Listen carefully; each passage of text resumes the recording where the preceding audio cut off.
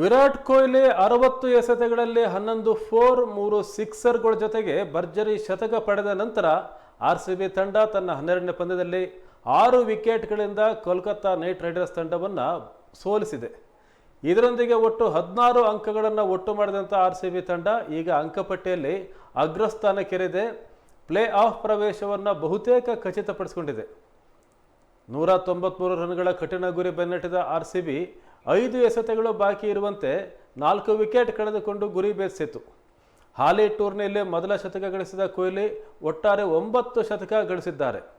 ಅಲ್ಲದೆ T20 ಮಾದರಿಯಲ್ಲಿ 14,000 run ಪೂರೈಸಿದ ದಾಖಲೆಯನ್ನು ತಮ್ಮದಾಗಿಸಿಕೊಂಡರು. ದೇವದತ್ ಪಡಿಕ್ಕಲ್ ದ್ವಿತೀಯ ವಿಕೆಟ್ಗೆ ವಿರಾಟ್ ಕೊಹ್ಲಿ ಜೊತೆ 62 ರನ್ಗಳ ಜೊತೆಯಾಟ ನಿರ್ವಹಿಸಿ ತಂಡದ ಗೆಲುವಿಗೆ ಕಾರಣರಾದರು.